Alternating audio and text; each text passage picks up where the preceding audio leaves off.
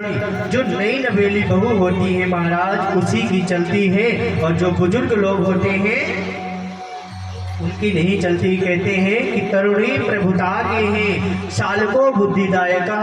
बुजुर्ग लोग तो बैठे रहते हैं और वहाँ जो नई बहू आ जाती है नारद जी कहते हैं उसी की चलती है। फिर जो कमी बेसी रह जाती है तो सालको बुद्धिदायका साले साहब जी आ जाते हैं।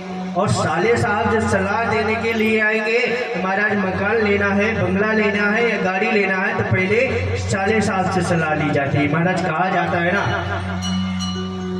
अरे तुम क्या जानते हो, तुम्हारे भाई बंधु क्या, हमारा भाई है ना वो बहुत पढ़ा लिखा है और वही बताएगा, उसको बहुत नॉलेज है। अब महाराज जो पति देव कह दें गलती से कि नहीं देवी हम सलाह नहीं लेंगे तो देवी जी क्रोध में आ जाती हैं। क्योंकि कहते हैं महाराज नारद जी कहते हैं कि देवियां जब श्रृंगार करती है तो कम से कम 20 बार दर्पण को देखती हैं, यानी शीशा को 20 बार देखती हैं। और जब क्रोध में आती है जब नहीं देखती कि मैं कैसी लग रही, राधे राधे बोलना पड़ेगा। तो कहते हैं तरुणी प्रभुता के हैं। जो तरुणी होती है बुजुर्ग लोग बैठे रहते हो कि एक गिलास पानी भी मांग लिए गलती से तो वो भी 1 घंटे के बाद प्राप्त होता है। और फिर कहते हैं नारद जी कहते हैं कि दीवार बिगाड़े आरो घर बिगाड़े सारो, हमारे ब्रज में मैया कहा जाता है। अब वहाँ साले साहब की चलती है साल को बुद्धिदायका। और महाराज जब ये स्थिति नारद जी ने देखा तो बोले अब सत्संग यहाँ है ही नहीं, चलो चलते हैं हरिद्वार। जब हरिद्वार के लिए नारद जी का मुख लटका हुआ था वहाँ कौन मिला, शनक सनंदन और सनातन सनत कुमार, चारों भाइयों ने मिला। तो नारद जी से पूछा, नारद जी आप तो ऐसा मुख लटकाए हुए हैं जैसा कोई कंजूस व्यक्ति का धन छीन लिया गया हो, जैसे आपकी कुटिया में कोई आग लगा दिया हो, ऐसे आपका मुखमंडल लटका हुआ है। फिर नारद जी ने बताया कि महाराज हम जो है गए और मृत्यु लोक में संत ऐसे हो रहे हैं, ब्रह्मचारी जी महाराज के बालक खेल रहे हैं, मौनी बाबा के आश्रम में शोरगुल हो रहा है। फिर गृहस्थियों के पास गए तो गृहस्थियों में हमने देखा कि वहां तरुणी की चलती है, जो नई नवेली बहू आ जाती है उसकी चलती है, जो कमी बेसी रह जाती है तो साले साहब जी करते हैं। इसलिए मेरा मन खिन्न हो चुका है और मैं हरिद्वार में जा रहा हूँ। इसलिए उन्होंने कहा अरे नारद जी आपको सत्संग कहीं नहीं मिला? हाँ हाँ हाँ मैंने कर लिया, सत्संग की प्राप्ति हमें हुई ही नहीं। कहते हैं सत्संग क्यों नहीं, अरे श्रीमद् भागवत महापुराण का पान करिए और प्यारे वही तो सत्संग है।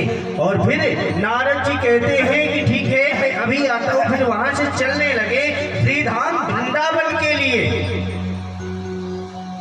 जैसे श्रीधाम वृंदावन के लिए गए तो कहते हैं वृंदावन जाने को जी चाहता है, जी राधे राधे गाने को जी चाहता है।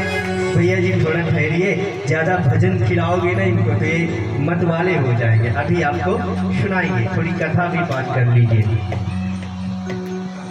क्योंकि 6:30 बजे का समय है और जो है आप ठीक समय से आए नहीं, 4 बजे कथा चालू हुई है इसलिए पीछे रह रहे। अब हम इसको संपूर्ण करेंगे, इसके बाद जो है आप भजन खूब सुनिए, रात भर सुनिए, दिन भर भैया को यही छोड़ जाएंगे।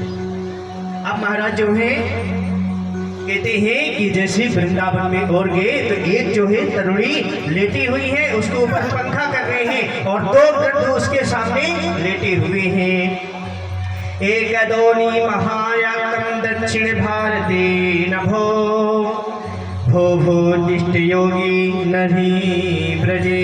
अब जैसे देवियों की झुंड में देखा कि उन्होंने जो है आज देवियां इतने पंखा कर रही हैं, एक देवी लेटी हुई है, 2 वृद्ध उसके सामने पड़े हुए हैं। आज नारद जी ने वहां पहुंचे और नारद जी कहा कि देख के तो आए, पर महाराज यदि ये देवी हमको टोक दी कि भैया संतों का यहाँ का क्या काम है देवियों के बीच में, तो महाराज हमारी तो इंसल्ट हो जाएगी। इसलिए नारद जी फिर वापसी आ गए। फिर वो देवी ने आवाज लगाया भो भो साधु क्षणं तिष्ठं अचिंतमपि नाशया दर्श देवाय लोकेशु सर्वथांगे परम ध्रुवा। अरे संत जरा ठहरिए। फिर नारद जी कहते हैं काशित काशी तुम देवी आप कौन, आपका परिचय? बोले महाराज मैं दक्षिण भारत में जन्म लिए, कर्नाटक में पली बड़ी, गुजरात गई महाराज, तो वहाँ भी मेरा बहुत मान मर्यादा था। और महाराज जैसे भी मैं वृंदावन में आई, मैं तो जो है जवान होगी और मेरे बेटा ज्ञान और वैराग्य वृद्ध हो गए। अब नारद जी उनको औषधि पिलाने लगे और नारद जी से कहने लगे, वो देवी कहती हैं कि नारद जी इनको जरा सचेत करिए। तो नारद जी चटनी चसाने लगे उनको कि गीता पाठे मुहुर्मुहुरे वेद शास्त्रे न भावा भावगीतम गगन सदसं वेदयो विजायते। आज वेदों का पाठ सुना दिया, गीता पाठ मुहुर्मुहुर जब सुना दिया, थोड़ी सी वो सचेत हो जाते, फिर नीचे गिर जाते। आज आकाशवाणी हुई, ए नारद सत्कर्म करो, सत्कर्म संतों के पास प्राप्त होगी। और नारद जी ने इतना सुना तो, पर आज वो देवी कह रही है कि ब्रज के नंदी लाला, राधा जी के सांवरिया, सब दुख दूर हुए जब तेरा नाम लिया। मैया बोलो ब्रज के राधा जी की सांवरिया, सब दुख दूर हुए जब तेरा नाम लिया। हो ब्रज के नंदलाला, राधा जी की सांवरिया, सब दुख दूर हुए जब तेरा नाम लिया। ब्रज के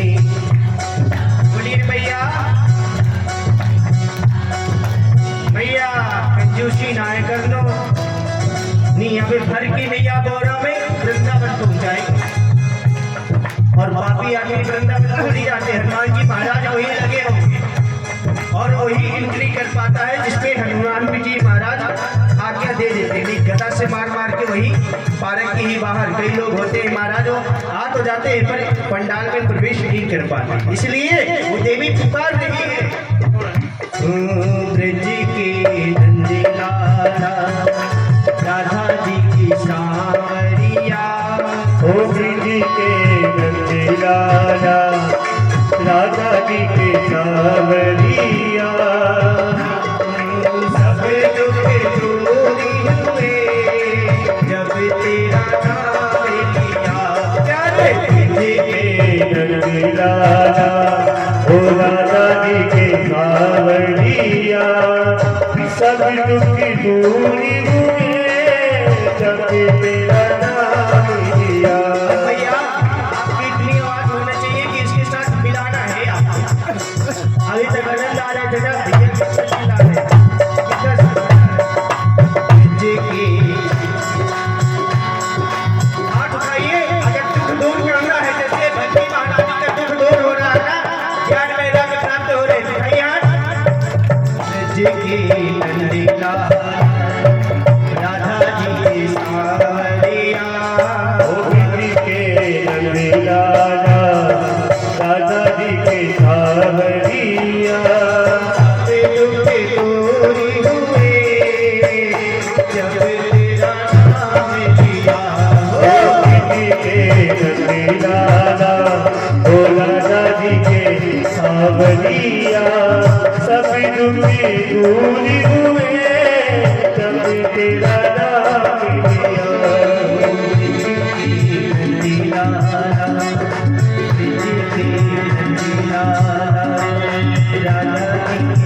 भैया आवाज आवाज लगाओ। वो भैया कह रही है आप लोग माइक लिए हुए, मैया अपने दुख से तो दुखी है नहीं और दूसरों के सुख भी दुखी है, इसलिए बोलना पड़ेगा।